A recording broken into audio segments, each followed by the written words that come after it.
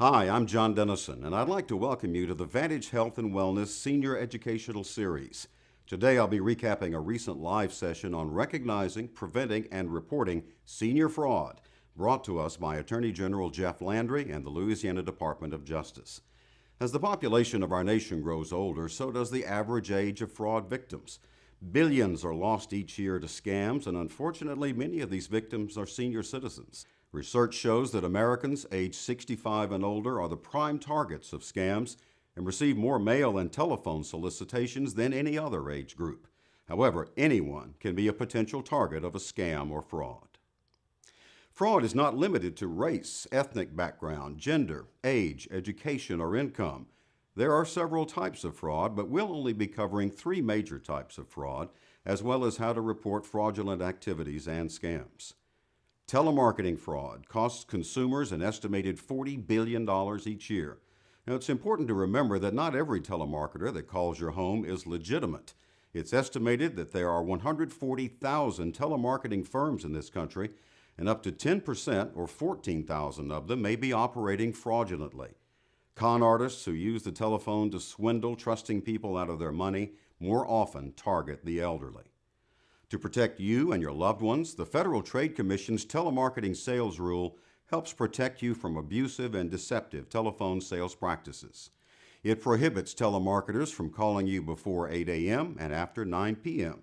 In addition, before you buy, telemarketers must tell you the total cost of the goods they are selling, any restrictions on getting or using them, if a sale is final or non-refundable. Telemarketers must also tell you it is a sales call, the name of the seller, and what they are selling before they make the sales pitch. To protect yourself even further, never give out your Social Security number, credit card number, or bank account information over the phone unless you initiated the call. Resist high pressure to make an immediate decision. Do not send money by courier, overnight delivery, or wire to anyone who insists on immediate payment. Research all offers with the Attorney General's Office Consumer Protection section before you agree to send money. Ask the caller to send you written information about the product or service being offered. And remember, if it sounds too good to be true, it probably is. Unfortunately, another common form of fraud is charity fraud. Now, we all want to help those less fortunate. However, it's important to know if your donation is sent to a legitimate charitable organization. Before you donate, ask for written information about the organization. A legitimate charity will provide you with this information. Ask how your donation will be spent. Be mindful of similar sounding names. Some fraudulent charities will use names that resemble a well-known, established organization. Be skeptical if someone thanks you for making a pledge you do not remember making. Watch for invoices claiming you have made a pledge when you have not. Many phony charities use this approach to get your money.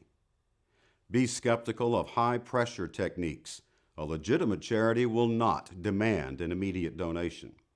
Do not give cash, and always pay by check so you'll have a record of your contribution. Remember to make your check payable to the charity and not to the person soliciting. Be skeptical of charities soliciting funds immediately after a natural disaster. Of course, the internet is a commonplace of fraud and hacking, the most common form being phishing, which occurs when internet fraudsters impersonate a business to trick you into giving out your personal information. To prevent phishing, delete all emails and text messages that ask you to confirm or provide personal information, credit card and bank account information, Social Security numbers, passwords, etc. Legitimate companies do not ask for this information via email or text. Fraudulent messages may appear to be from organizations you do business with, including your local bank. So do not reply, click links, or call phone numbers provided in these messages. These messages direct you to spoof sites that look real, but whose purpose is to steal your information so a scammer can make fraudulent charges or commit crimes in your name. To protect yourself, use trusted security software updated automatically. Do not email personal or financial information. Remember, email is not a secure method of transmitting personal information. Only provide personal or financial information through an organization's website when you have typed in the web address yourself and you see signals that the site is secure and the URL begins with HTTPS. The S stands for secure. To prevent common hacking, use unique passwords for important sites like your bank and email. Safeguard all usernames and passwords. Do not click on links or open attachments in emails unless you know who sent them and what they are. Download free software only from sites you know and trust. Do not treat public computers like your personal computer. If it looks like your email or social media account might have been taken over, make sure your security protections are up to date. Reset your passwords and warn your friends.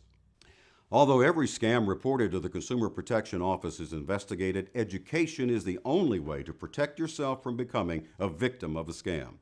If you have any questions or need further information on elder fraud prevention or to report suspected fraud, please contact the Consumer Protection Section of the Louisiana Attorney General's Office at 1-800-351-4889 or visit www.ag.state.la.us.